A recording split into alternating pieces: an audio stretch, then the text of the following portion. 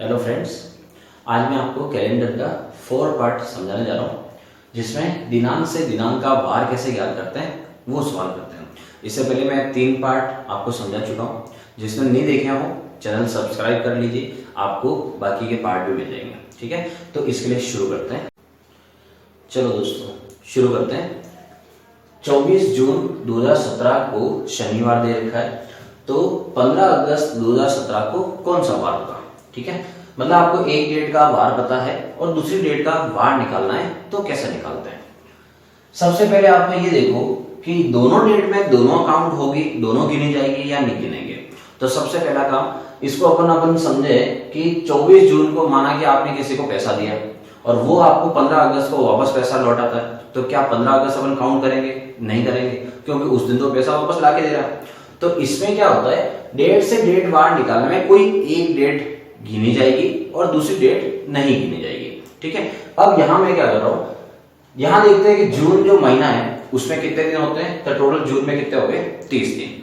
मैं यहां पर पहले वाली जो डेट है उसको नहीं गिन रहा हूं, ठीक है, सेकंड वाली को गिन रहा हूं, पहले वाले को नहीं गिन रहा हूं। तो क्या करूंगा मैं, जून में हो गए 30 दिन, इसमें से 24 कर दो माइनस, क्योंकि 24 दिन नहीं गिन रहे हैं।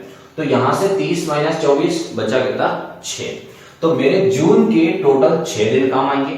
मुझे जाना है अगस्त तक, तो जून में 6 दिन, जुलाई के पूरे 31 दिन और अगस्त की मैं 15 ले रहा हूं, क्योंकि मैं उसको काउंट कर रहा हूं इसलिए। ठीक है, अब क्या होता है, तो बेसिक अपने आगे वाले पार्ट में पढ़ा था कि हर 7 दिन के बाद वार रिपीट हो रहा है। ठीक है, तो 7 दिन के बाद अगर वार रिपीट होता है तो फिर यहां पर देखते हैं एक्स्ट्रा कितना हो रहा है अपने पास दिन। 6 दिन है तो यहाँ सप्ताह नहीं हो रहा है, तो 6 का 6 लिख दिया वापस। और दूसरा आप देखो ये लिखा है कि 7 का भाग देने पर शेष पर कितना बचता है। 7 का भाग मतलब हो गया कि कितने सप्ताह आ रहे हैं और उसके बाद एक्स्ट्रा कितने दिन हो रहे हैं, उसके लिए अपन 7 का भाग लगाते हैं। तो 6 का 6 हो गया। 31 31 में भाग लगाओ 7 का, तो कितना? 3 शेष पर रह गया। 15 में भाग लगाओगे तो शेष पर कितना आ गया? 1। मतलब आपके पास दिन जो एक्स्ट्रा है वो 6, 3 और 1 है। अब देखो 6 और 1 मिलकर वापस क्या हो गया? 7 दिन हो गया, मतलब एक सप्ताह वापस हो गया, तो वार वापस रिपीट ही होगा। तो क्या करो, 6 और 1 7 हो रहा है, तो इसको मैंने बीच में से हटा दिया। अब लास्ट में मेरे पास बचा कितना है? 3। मतलब कुल मिला के ये कि जो यहां वार था मेरा शनिवार, अब सिर्फ 3 दिन मुझे आगे जाना है, जिससे मुझे इसका वार मिल जाएगा। तो देखो अब कहां से, तो यहां मैंने लिखा है कि 24 जून को शनिवार दे रखा है और यहां 15 अगस्त को जाना है। जून के बाद अगस्त आता है, इसलिए शनिवार के बाद के दिन गिनेंगे, और कितने? 3। तो आप गिनो, शनिवार के बाद रविवार, सोमवार और मंगलवार, तो तीसरा दिन कौन सा हुआ? मंगलवार। मतलब इस साल जो 15 अगस्त आएगी उस दिन वार क्या पड़ेगा आपका? मंगलवार पड़ेगा। क्लियर? इतना इजी सा आपका सवाल होता है, तो किसी डेट से दूसरी डेट का निकालना हो तो इस तरह से आप आराम से कर सकते हो। ठीक है, एक दो एग्जांपल और देखते हैं अपन कि अगर ज्यादा टाइम हुआ तो कैसे करते हैं। चलो अब अपन एक एग्जांपल और देखते हैं। मैंने लिखा है 10 फरवरी 2016 को माना कि रविवार था, तो 14 नवंबर 2017 को क्या वार होगा। मतलब आप देखो टाइम पीरियड क्या हो रहा है, 16 से आपको जाना है 17 में, मतलब 1 साल से ज्यादा का टाइम है। 1 साल से ज्यादा का टाइम जब भी हो, सीधा सीधा क्या करो आप, सेम डेट अगले साल चले जाओ कि 10 फरवरी 2016 को अगर रविवार था तो 10 फरवरी 2017 को कौन सा वार होगा। ठीक है, तो सेम डेट अगले साल जाने से हमेशा देखा जाता है बीच में 29 फरवरी आ रही है या नहीं आ रही है। तो 10 फरवरी 2016 16 लीप ईयर था। अब ये कि इसके 29 फरवरी अभी बाकी है, तो वो बीच में पड़ेगी, और जब भी बीच में 29 फरवरी आती है तो कितने दिन आगे बढ़ते हैं अपन? 2 दिन। तो यहां पर था रविवार, तो रविवार के बाद सोमवार नहीं होकर यहां का वार क्या पड़ेगा? फिर मंगलवार पड़ेगा। ठीक है, तो 10 फरवरी 2017 को क्या है? मंगलवार। अब यहां लिखा है 14 नवंबर को क्या वार होगा। तो यहां से आप देखो, मैंने आगे आपको बताया था कि साधारण वर्ष जब भी हो उसमें महीने कौन कौन से सेम होते हैं, एक बार वो अच्छे से आप याद कर लो, तो वो काफी आपकी हेल्प करेंगे। जैसे साधारण वर्ष में मैंने एक ट्रिक लिखी थी आपको, तो उसमें एक फरमान वर्ड था। अब फरमान में क्या होता है? फर मतलब फरवरी, मार्च और न से नवंबर। फरवरी, मार्च और नवंबर के महीने, तीनों महीने एक जैसे होते हैं, मतलब इनकी तारीख और वार बिल्कुल सेम होते हैं। तो यहां पर मुझे फरवरी से नवंबर में जाना है, तो इसका मतलब फरवरी और नवंबर तो सेम है। तो 10 फरवरी को जो वार होगा वही वार 10 नवंबर को भी होगा, तो मैं सीधा फरवरी से नवंबर में पहुंच गया। तो यहां पर 10 फरवरी 2017 को जो मंगलवार है तो यहां पर भी क्या पड़ेगा, मंगलवार ही पड़ेगा। अब मुझे आंसर किसका निकालना है, तो मुझे पूछा गया है कि 14 नवंबर का आंसर क्या होगा। तो देखो यहां मंगलवार है तो यहां क्या आएगा, बुधवार, यहां आएगा गुरुवार, शुक्रवार और यहां क्या पड़ेगा, शनिवार। ठीक है, तो यहां क्या है आपका वार, शनिवार। तो इस तरह से आप अगर यहां पर महीने आपको याद हो सेम तो आप यहां से वहां महीने पर जा सकते हो। माना कि आपको अगर दे रखा होता फरवरी से सीधा दिसंबर, तो फरवरी से दिसंबर जाने के लिए सीधा सीधा फरवरी से आप कहां चले जाओ, नवंबर तक तो डायरेक्ट जा सकते हैं, और दिसंबर मतलब एक महीने आगे का निकालना पड़ेगा। ठीक है, तो इस टाइप से आप ये सवाल तो ऐसे कर सकते हो। पर माना कि अगर नवंबर से पहले का कोई होता तो एक एग्जाम्पल अपन और देखते हैं। चलो दोस्तों एक एग्जाम्पल अगला देखते हैं। 12 अक्टूबर 2017 को अगर गुरुवार हो तो 21 मार्च 2017 को क्या वार था। ठीक है, 12 अक्टूबर, पहले मार्च पड़ता है बाद में अक्टूबर आता है, तो अपन तो हमेशा कैसे गिनते हैं, मार्च, अप्रैल, मई, जून, ऐसे। तो अपन को ऐसे ही करना है, मार्च को पहले लिख दो और अक्टूबर को बाद में ही लिख दो, क्योंकि यहां से यहां की तरफ काउंट करो या इधर से इधर काउंट करो, एक ही बात होती है। तो अपन क्या करते हैं, मार्च को पहले लिख देते हैं। मार्च में टोटल दिन हो गए अपने 31, और यहां पर मैं इस डेट को काउंट नहीं करूंगा तो इसको कर दूंगा माइनस, तो 31 माइनस 21 मतलब बचा मेरा 10। इसको काउंट नहीं करूंगा तो इसका मतलब मैं इसको काउंट करूंगा, एक को काउंट करना है। फिर यहां से तो मार्च, अप्रैल, मई, जून, जुलाई, अगस्त, सितंबर, अक्टूबर तक मुझे जाना है। यहां पर मार्च के 10 दिन काम आए, उसके बाद मई, जून, जुलाई, अगस्त, सितंबर, ऐसे। याद रखना जुलाई और अगस्त बहुत सारे गलत कर देते हैं जल्दबाजी में, 31-30 के चक्कर में। जुलाई भी 31 और अगस्त भी होता है 31, ऐसी गलती आपसे नहीं हो, ध्यान रखना। यहां पर मैंने 7 का भाग लगाने के बाद लिखा है शेष पर कितना बचेगा, क्योंकि 7 दिन के बाद वार रिपीट हो रहा है। 10 में से 7 का भाग लगा दे, शेष पर आया 3। आपको मैंने टेबल भी बताई थी, 1 29, 2 30 और 3 31, वो शेष पर ही है आपका, कि जहां 30 आ रहा है शेष पर 2 और जहां 31 आ रहा है वहां पर शेष पर 3। 30 2 31 3, 30 2 3 3 2, और यहां पर 12 में 7 का भाग लगाओ तो 5 बच गया। अब आपके जो दिन है यहां पर अगर सप्ताह पूरे बन रहे हो तो आप उनको भी बीच में से हटा दो, तो 5 और 2 यहां पर एक सप्ताह हो गया, इसको हटा दिया। उसके बाद और कहीं अगर 7 15 हो तो उसे हटा सकते हो, जैसे देखो 2 3 5, 5 और 2 7 यहां पर हो रहा है, तो ये हटा दिया।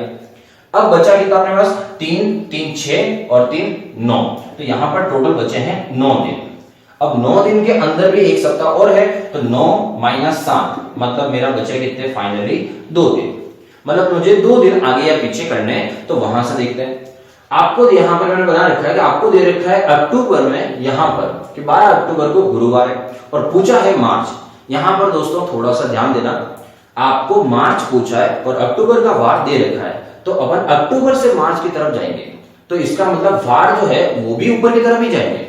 ठीक है, तो अगर माना कि मार्च का वार दे रखा होता और अक्टूबर में निकालना होता तो वार अपन बाद में आते हैं, तो यहां पर अक्टूबर से पहले पूछा है तो वार अपन पहले जाएंगे, तो कैसे 2 दिन ऊपर जाना है, तो गुरुवार से 2 दिन ऊपर, तो गुरुवार से ऊपर हो गया बुधवार, और बुधवार से ऊपर क्या हो गया, मंगलवार। मतलब यहां पर जो वार आपको पूछा है उसका आंसर क्या हो गया, मंगलवार होगा।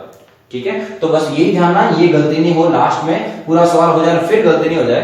तो गुरुवार और आपको मार्च ऊपर की तरफ जाना है, तो इसका मतलब यहां पर वार भी ऊपर की तरफ जाएंगे, तो 2 बार ऊपर गए तो आंसर क्या आ गया, मंगलवार।